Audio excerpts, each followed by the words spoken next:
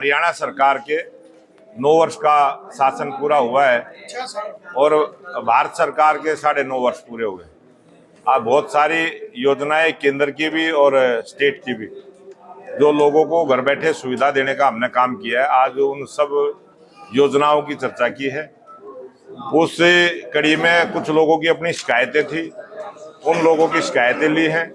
कुछ सरपंच की तरफ से विकास के काम गांव में जो होने चाहिए वो आए हैं, गली नालियों के भी आए हैं, जोड़ का भी आया है, रास्ते का भी आया है, सड़क का भी आया है, स्ट्रीट लाइट का भी आया है और एक चौपाल के निर्माण का भी आया है, एक पशु हॉस्पिटल का भी आया है। इस प्रकार से ये 11 डिमांड गांव की तरफ से आई है, उन सब पे काम होगा। और 30 के करीब लोगों की शिकायत आई है, जो किसी का पीले कार्ड की है, किसी के मकान की है, किसी की आईडी में कोई कमी है। इस प्रकार से ये 30 शिकायतें वो भी आई हैं। और कल इसी गांव में इसी स्थान पर 9 बजे से लेकर 5 बजे तक एक कैंप लगेगा इन सब समस्याओं के समाधान के लिए। यहाँ अधिकारी रहेंगे। परिवार पहचान से रिलेटेड जो भी समस्या किसी भी आदमी की इस गांव की होगी, उन सब को दूर करवा के उनका निदान करने का काम करेंगे।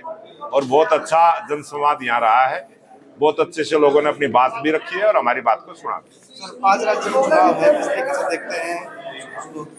ये जो 5 राज्यों के चुनाव है, इसमें राजस्थान, मध्य प्रदेश और छत्तीसगढ़, यहाँ प्योर भारतीय जनता पार्टी की सरकार बनेगी।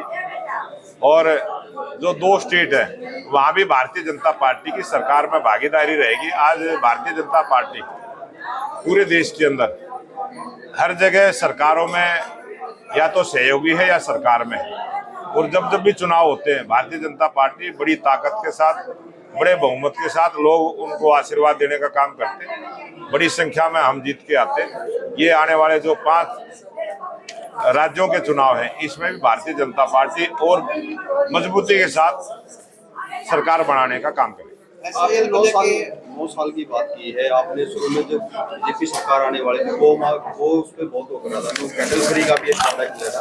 2 साल में कहीं तक दूर दूर तक नहीं हुआ है। ये जो सड़कों पे खुलेआम ये जो सड़कों पर आपको कैटल की जो बात की है, एक अभी योजना बनी है। सभी पंचायतों से भी हमने प्रस्ताव लिए हैं, सभी गौशालाओं से भी प्रस्ताव लिए हैं। किस गौशाला में कितने पशुधन है, आज उन सब का सर्वे हुआ है। और पूरे हरियाणा प्रदेश में एक योजना बनाई है। जो बजट गौशालाओं के लिए 40 करोड़ रुपए का होता था, अब की बार 400 करोड़ रुपए का बजट रखा है। वो इसीलिए रखा है, बजट को बढ़ाया भी इसीलिए है कि ये जो सड़कों पर पशु आपको दिखाई देते हैं, ये आने वाले समय में बहुत जल्दी आपको दिखाई नहीं देंगे। इन सबको कोई ना कोई ऐसा स्थान इनके लिए बना के वहां पर शिफ्ट करने का काम करेंगे और इस बीमारी को हरियाणा प्रदेश से जड़ से खत्म करेंगे। प्रॉपर्टी आईडी में जिस तरह से गड़बड़ी का मामला सामने आया है, एजेंसी को पेमेंट कर दी गई है, 12 IAS का नाम उसमें भी आया कि इन्होंने पेमेंट की गई, उन पर भी कार्रवाई की जा रही है। ये जो एक घोटाला लगातार सामने निकल कर ये कोई घोटाला नहीं है।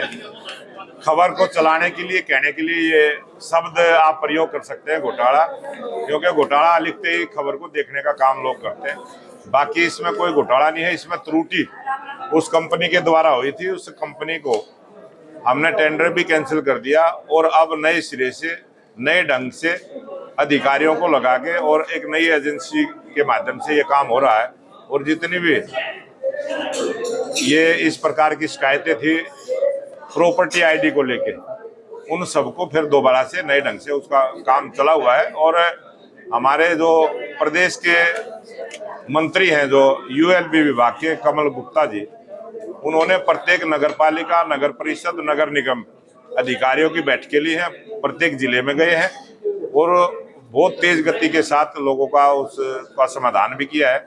फिर भी अगर कोई और आएगी तो प्रत्येक महीने हम उस पर मॉनिटरिंग करते हैं और उसका संज्ञान लेते हैं, उसको ठीक करवाने का काम। पहले जैसे आम आदमी को प्रॉपर्टी आईडी ठीक कराने के लिए 500 रुपए की वो कागज कार्रवाई करती थी, अब जा कहीं उनको नुकसान ही हुआ। एक आदमी को प्रॉपर्टी आईडी ठीक कराने में कम से कम भी 500 रुपए खर्च होते थे, उनका तो नुकसान ही कहीं ना कहीं आम आदमी को देखा ना। ये कहीं गलती सरकार की तो है ना? सरकार की इसमें कोई गलती नहीं है। रिश्वत अगर कोई आदमी दे के अपना काम करवाना चाहता है तो उस आदमी की भी जिम्मेवारी है रिश्वत ना दे, और उस आदमी की भी जिम्मेवारी है, हमारी सरकार का शुरू से ही है, जीरो टॉलरेंस के साथ हम काम करते हैं। अगर कोई कहीं आपको गलत लगता है, कोई भ्रष्टाचार कर रहा है, कोई रिश्वत ले रहा है, उसकी सूचना सरकार तक दे, सरकार संज्ञान लेती है। और जिसने भी भ्रष्टाचार किया है, ये पहली ऐसी सरकार है, भ्रष्टाचार करने वाले के साथ कोई रिफायत नहीं होती है, भ्रष्टाचार करने वाले को हम बख्शते नहीं है। कानून अपना पूरा काम करता है और IAS अधिकारी तक को भी गिरफ्तार करने का काम इसी सरकार में हुआ है, जो पहले कभी नहीं हुआ। सर, प्रदेश में इस समय जो खाद की डिमांड ज्यादा है, कहीं ना कहीं क्या कहना जो DAP खाद को लेके जो बात अभी आई थी, और बहुत जल्दी ही DAP खाद की कमी नहीं थी, कमी कई जगह शिकायत ये आई थी कि उसके साथ कुछ और दवाइयाँ दुकानदार बेचने का काम करते। सरकार ने आदेश किए हैं, जो अगर DAP खाद लेने किसान जाएगा तो उस खाद के साथ कुछ और ना देंगे, खाद ही देंगे। SYL को लेके काफी बड़ा मुद्दा चल रहा है, पंजाब देने को तैयार नहीं है, मीटिंग की है। ये SYL का पानी देने के लिए हरियाणा सरकार ने बहुत अच्छे से सुप्रीम कोर्ट तक इस लड़ाई को लड़ा है, और सुप्रीम कोर्ट ने हरियाणा के पक्ष में फैसला दिया है। उसमें कुछ लोग जो पंजाब में सरकार है वो राजनीति करना उन्होंने की है, लेकिन बहुत जल्दी SYL का पानी जिस भी रास्ते से मिलेगा हरियाणा को देने का काम करेगा। आप पार्टी के लीडर हैं संदीप पाठक और विनोद रांडा, वो लगातार हरियाणा के हर एक गाँव में जा रहे हैं और कह रहे हैं कि हरियाणा सरकार के दौरान जो है बेरोजगारी बढ़ी है, कई मुद्दे और हैं, स्कूलों की व्यवस्थाएं हैं। ये आपने जो नाम लिए हैं, ये कौन किस पार्टी के नेता हैं? कहीं हरियाणा में तो ये पार्टी है नहीं।